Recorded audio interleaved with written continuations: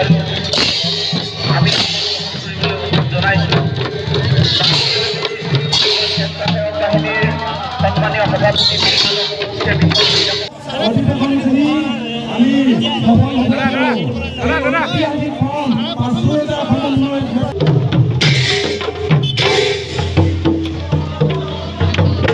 আজি আমাৰ মৰিগাঁও জিলাখনৰ বাবে এটা অত্যন্ত ডাঙৰ দিন। আজি অসম সাহিত্য সভাৰ একাদশ আমাৰ যোনটো অধিৱেশন আছে তাৰ বিশেষ লাইখুটা স্থাপনৰ আজি কাৰ্যসূচী হাতত লোৱা হৈছে আৰু মই ঈশ্বৰৰ ওচৰতে প্ৰাৰ্থনা কৰিছোঁ যাতে এই ভাগ যি কাৰ্যসূচী লোৱা হৈছে খুব সুন্দৰকৈ যাতে আমি পৰিচালনা কৰিব পাৰোঁ আৰু আয়োজকসকললৈ মই মোৰ আন্তৰিক অভিনন্দন জনাইছোঁ, শুভেচ্ছা শুভকামনা জনাইছোঁ আৰু আমাৰ দৃঢ় বিশ্বাস যে মৰিগাঁওবাসী ৰাইজে এখন জাকত জিলিকা এই অধিৱেশন আমি কৰিব পাৰিম আৰু ঈশ্বৰৰ আশীৰ্বাদত খুব সুকলমে গোটেইখিনি হৈ যাব। আগন্তুক কিবা আইনগতভাৱে কিবা আপোনাৰ নীতি নিৰ্দেশনা আপোনালোকৰ মৰিগাঁৱত জাননী কৰিছে বুলি শুনিছোঁ, কি ক'ব এই সন্দৰ্ভত? আইনগতভাৱে একো নাই, জাতীয় এটা উৎসৱ, তাত সকলোৱে মিলি পেলাই আমি কৰিব লাগিব আৰু বাকী আয়োজকসকলেতো গোটেইখিনি নিয়ম নীতি জানি তাত আৰু আমাৰ যদি প্ৰতিখন অধিৱেশন অত্যন্ত শৃংখলাবদ্ধভাৱে হৈ গৈছে আৰু আমাৰ দৃঢ় বিশ্বাস যে মৰিগাঁও জিলাতো তেনেধৰণেই হ'ব আৰু জিলা প্ৰশাসনৰ তৰফৰ পৰা যিখিনি আমি আগভাগ ল'ব লাগে, যিখিনি সহায় সুবিধা কৰিব লাগে, এইটো আমাৰ গুৰু দায়িত্ব, সেইখিনি আমি পালন কৰিম। অসম সাহিত্য সভাৰ বিশেষ বাৰবজীয়া অধিৱেশনৰ পাছুৰজা সমন্বয় ক্ষেত্ৰত আজি প্ৰথম লাইখুটা অনুষ্ঠান আৰম্ভ হৈছে। এই লাইখুটা স্থাপন কৰিছে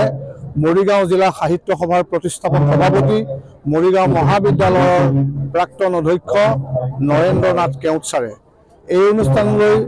আজি অতিথি হিচাপে আহিছে অসম সাহিত্য সভাৰ প্ৰধান সম্পাদক ডক্টৰ উপেন্দ্ৰজিৎ শৰ্মা ডাঙৰীয়া আৰু মৰিগাঁও জিলাৰ উপায়ুক্ত দেৱাশীষ শৰ্মা ডাঙৰীয়া, তিৱা সাহিত্য পৰিষদৰ মুখ্য কাৰ্যবাহী সদস্য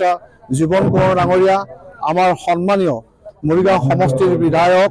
ৰমাকান্ত দেউৰী ডাঙৰীয়াও আহি আছে আৰু শ্ৰীমন্ত শংকৰদেৱ সংঘৰ প্ৰাক্তন প্ৰধান সম্পাদক বাবুল বৰা ডাঙৰীয়া, অসম সাহিত্য সভাৰ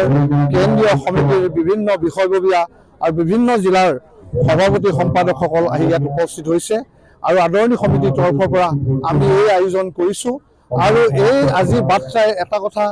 আমি জনাব খুজিছোঁ যে অসম সাহিত্য সভাৰ যিটো জাতীয় সত্তা, এই জাতীয় সত্তাটো ৰক্ষা কৰিবৰ কাৰণে আমি চিন্তা কৰিছোঁ যে জাতি বৰ্ণ ধৰ্ম নিৰ্বিশেষে যিখন বৰ অসম আছিল, বিভিন্ন জাতি জনগোষ্ঠীৰ সমন্বয় ক্ষেত্ৰ আছিল, সমন্বয়ৰ ভূমি আছিল, সেই সমন্বয়ৰ সত্তা সমন্বয়ৰ ভূমি যাতে আমি ৰক্ষা কৰিব পাৰোঁ এই অধিৱেশনৰ জৰিয়তে আমি তাৰ প্ৰয়াস কৰিছোঁ আৰু অসমৰ ৰাইজক আমি আজি গুহাৰি জনাইছোঁ এই অধিৱেশনলৈ সকলো আহি এই অধিৱেশন অনুষ্ঠিত হ'ব 31 জানুৱাৰী, 1, 2, 3 ফেব্ৰুৱাৰী 2024 চনৰ সেই 4দিনীয়া কাৰ্যসূচীৰে যি অধিৱেশন অনুষ্ঠিত হ'ব। এই অধিৱেশনত সকলো জনগোষ্ঠীৰ সকলো জাতি ধৰ্ম নিৰ্বিশেষে যাতে সমবেত হ'বৰ কাৰণে আমি অনুৰোধ জনাইছোঁ, আবেদন জনাইছোঁ। ধন্যবাদ।